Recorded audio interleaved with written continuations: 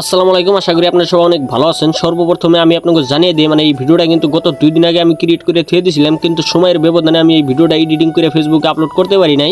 যেদিন মুরগির বাচ্চাগুলো আমাদের খামারে নিয়েছিলাম, মূলত ওই দিনই কিন্তু এই ভিডিওটা আমরা ক্রিয়েট করে থুয়ে দিছি। তো যাই হোক, মুরগির বাচ্চাগুলো আমাদের খামারে আনার লগে লগে কিন্তু মুরগির বাচ্চার জন্য যে বোর্ডিং আমরা তৈরি করছিলাম, মূলত ওই বোর্ডিং এর মধ্যে কিন্তু আমরা কাগজ বিছিয়ে দিতেছি। আর আমরা যে মুরগির বাচ্চার জন্য যে বোর্ডিংটা তৈরি করছি, মূলত এই বোর্ডিং এর মধ্যে 4 মধ্যে ভালো করে কাগজ লাগিয়ে কিন্তু একটা একটা করে বাচ্চা আমরা হিসাব করে আমাদের বোর্ডিং এ আমরা সাইরে দিতেছি। যেহেতু এই বাচ্চাগুলো অনেক দূরে থেকে আছে, তার জন্য কিন্তু তাড়াতাড়ি আমরা বোর্ডিং এর মধ্যে দিয়ে দিলাম বাচ্চাগুলো সুস্থ হওয়ার জন্য। আর হ্যাঁ, আমরা কিন্তু আমাদের খামারে টোটালে 250 পিস লোকাল মুরগির বাচ্চা নিয়েছি, কিন্তু আমরা যেহেতু এই বাচ্চাগুলো কিনে আনার সময় গুনতি করে নিয়েছিলাম না, ভাই কিন্তু আমাদের জন্য আগে পেক করে থুয়ে দিয়েছে 250 মুরগির বাচ্চা।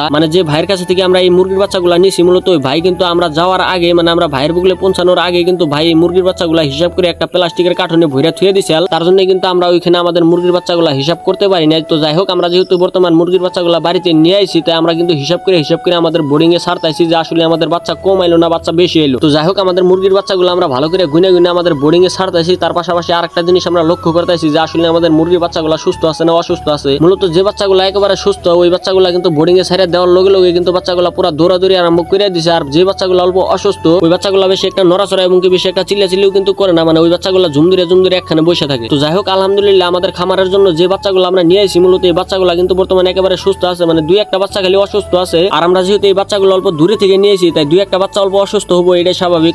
যে বাচ্চাগুলো অসুস্থ আছে, মূলত ওই বাচ্চাগুলার যদি ওআরএসের পানি খেয়ে দেয়, তাহলে আল্লাহর রহমতে ওই বাচ্চাগুলো কিন্তু একেবারে সুস্থ হয়ে যাবো। তো যাই হোক, বাচ্চাগুলো বোর্ডিং এ ছেড়ে দেওয়ার 20 মিনিট পরে কিন্তু ওআরএস গুলিয়ে কিন্তু আমরা পানি দিয়ে দিলাম। কারণ ওআরএস এর পানি গুলিয়ে দিলে কিন্তু বাচ্চাগুলো যদি অল্প অসুস্থ বা অল্প নির্জীবী থাকে, তাহলে ওই বাচ্চাগুলো কিন্তু ঠিক হয়ে যায়। আর হ্যাঁ, ওআরএস পানির মধ্যে গুলিয়ে খিলানোর কিছুক্ষণ পরে কিন্তু আমরা বাচ্চাগুলারে দানা দিয়ে দিলাম। আর আমাদের বাচ্চাগুলারে দানাগুলো অল্প দেরি করে খাইবার নিয়ে দিছি। এই কারণে যে ভাইয়ের কাছে থেকে আমরা মুরগির বাচ্চাগুলো নিয়েছি, মূলত ওই ভাই কিন্তু আমাদের পুরোপুরি ভাবে বুঝিয়ে কুয়ে দিছে যে বাচ্চাগুলো বাড়িতে নিয়ে যাওয়ার লগে লগে প্রথমে বাচ্চাগুলো বোর্ডিং এ ছেড়ে দেওয়া লাগবে। আর বোর্ডিং এ ছেড়ে দেওয়ার প্রায় 20 মিনিট পরে ওআরএস গুলিয়ে পানি দেওয়া লাগবে। আর ওআরএস এর পানিটা পুরোপুরি বাচ্চাগুলো খাওয়ার পরে তার কিছুক্ষণ পরে কিন্তু দানা দেওয়া লাগবে। আর এই কথাগুলো কিন্তু কুয়ে দিছিল, যে ভাইয়ের কাছে থেকে আমরা বাচ্চাগুলো নিয়েছি, মূলত ওই ভাই কিন্তু আমাদের এই কথাগুলো কুয়ে দিছিল। তাই ভাইয়ের কথা অনুযায়ী কিন্তু আমরা কাজগুলো করতেছি। আর হ্যাঁ, আমাদের এই মুরগির বাচ্চারে পানি এবং দানা খিলানোর পরে কিন্তু আমাদের বোর্ডিং এর উপর দিয়ে আমরা ভালো করে কাপড় দিয়ে বেরিয়ে দিতেছি, যাতে তাপমাত্রাটা বোর্ডিং এর তাপমাত্রাটা বাইরেতে না পারে। আজকে কিন্তু এমনিতে বাইরে অল্প ঠান্ডা, বাইরে কিন্তু ছিটা বৃষ্টি পড়তেছে। তার জন্য কিন্তু তাড়াতাড়ি আমাদের বোর্ডিংটা আমরা কাপড়ের মাধ্যমে কিন্তু পুরোপুরি ঢাইকে দিলাম, যাতে আমাদের মুরগির বাচ্চাগুলো সুস্থ থাকে এবং আমাদের মুরগির বাচ্চাগুলোর যাতে বেমার আজার না হয়। আর হ্যাঁ, লক্ষ্মীপুর যে ভাইয়ের কাছে থেকে আমরা 250 পিস লোকাল মুরগির বাচ্চা নিয়েছি, মূলত আমাদের 250 পিস লোকাল মুরগির বাচ্চা থেকে কিন্তু 2টা বাচ্চা আমাদের কম দিছে।